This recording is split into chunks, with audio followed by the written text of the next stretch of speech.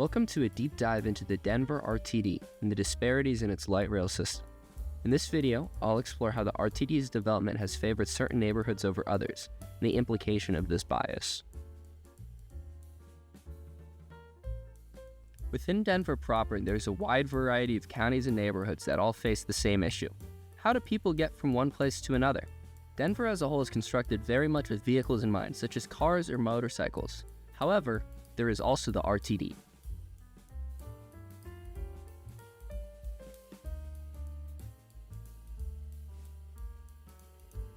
Let's start with a bit of history. The RTD light rail system traces back to 1994 with the mall ride system. This began as a bus route across the 16th Street Mall, providing a free shuttle service from one end to another.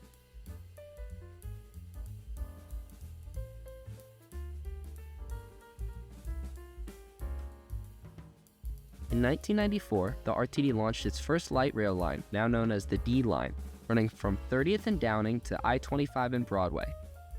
This line was later extended to reach Littleton Mineral.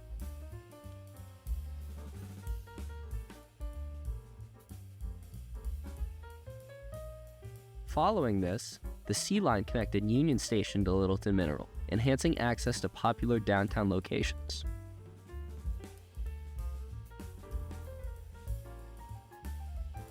In 2006, the E and F lines were introduced, linking the downtown loop and Union Station to Lincoln.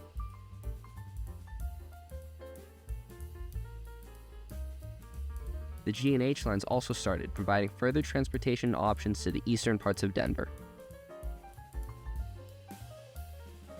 Now, let's examine a map of Denver's neighborhoods. Notice the distinct colors, dark blue and light blue. This segmentation is not random. Take a moment to try and guess not only what the dark and light blue mean, but what the red line means. The light blue areas are primarily white, where the dark blue areas are predominantly non-white.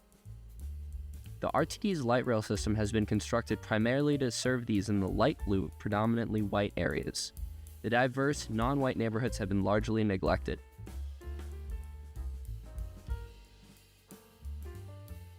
In 2013, the RTD expanded westward with the W line, classified as a commuter line. This comes with different policies as a regular light rail line. However, it wasn't until 2021 that the RTD introduced the N line, extending service to the northern regions.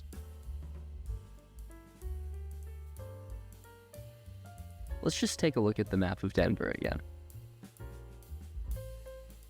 It took all the way until 2013 for the RTD to break out west, and all the way until 2021 for the RTD to break out north.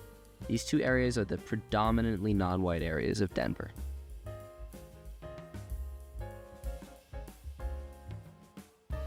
Let's look at how gentrification ties into this. Urban Displacement, a non-profit organization, maps gentrification in Denver. Light blue through purple areas indicate neighborhoods at risk of or undergoing gentrification, with darker colors representing more extreme cases. The orange areas represent exclusive neighborhoods.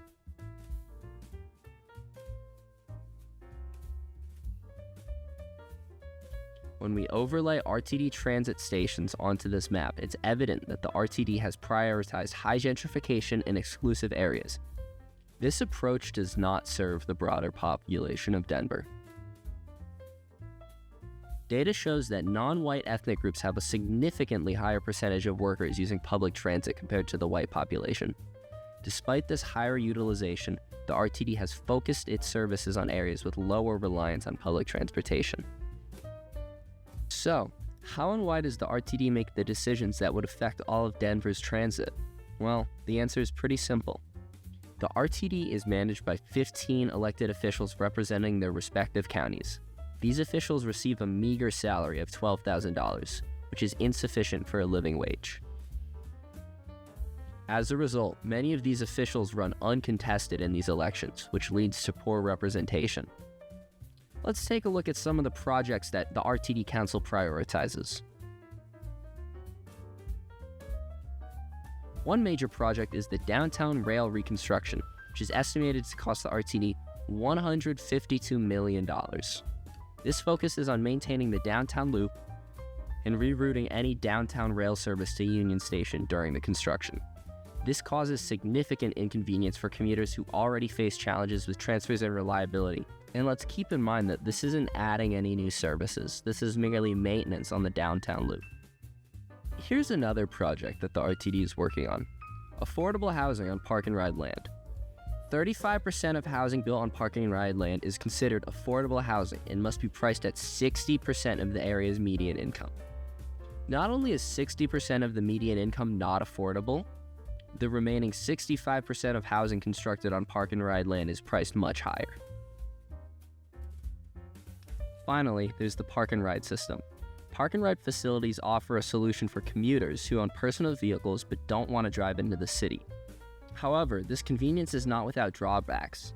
It raises questions of equity and accessibility within public transportation. The placement of park and ride facilities tends to favor suburban or affluent areas, which caters to commuters from these demographics. This leaves behind those who rely solely on public transit, particularly residents of urban neighborhoods with limited access to personal vehicles. Park and ride facilities also tend to lack last-mile connectivity to residential areas, which present challenges for pedestrians, cyclists, or individuals with mobility issues to access these transit hubs. Additionally, encouraging commuters to drive to park and ride lots kind of defeats the point of public transit if half of your journey is based on personal vehicles.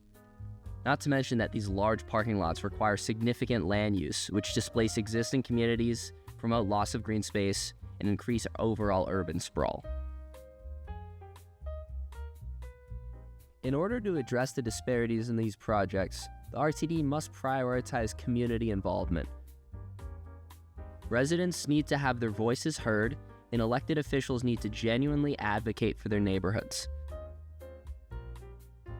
However, this process is often hindered by various challenges, specifically within feedback collection. The RTD has official surveys designed to gauge public opinion, but these often fall short in capturing the realities of marginalized communities. Advocacy groups such as 9 to 5 shed light on the inherent bias and discrepancies within these surveys. For example, in areas neighboring the W line, where residents grapple with economic hardships, official surveys paint an incomplete picture.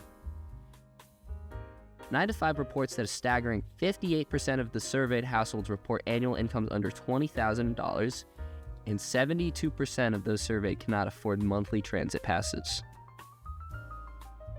These figures contrast starkly with the picture painted by the RTD's official surveys, which state that the residents give the RTD a 4.24 out of 5 on enjoyability and agreeability for services and fares provided.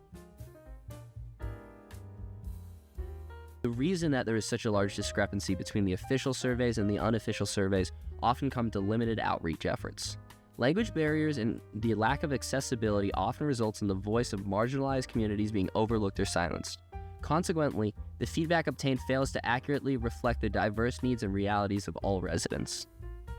With this absence of inclusivity, the RTD risks perpetrating systemic inequalities and further marginalizing vulnerable populations.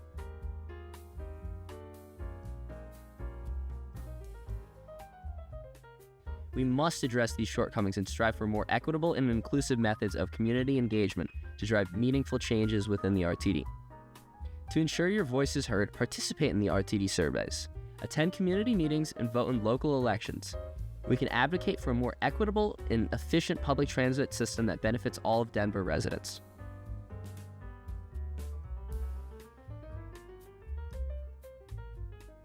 Denver's light rail system has come a long way, but there's still much work to be done to ensure that it serves all communities fairly. By understanding the biases and working together, we can build a transit system that reflects the diversity and needs of our city.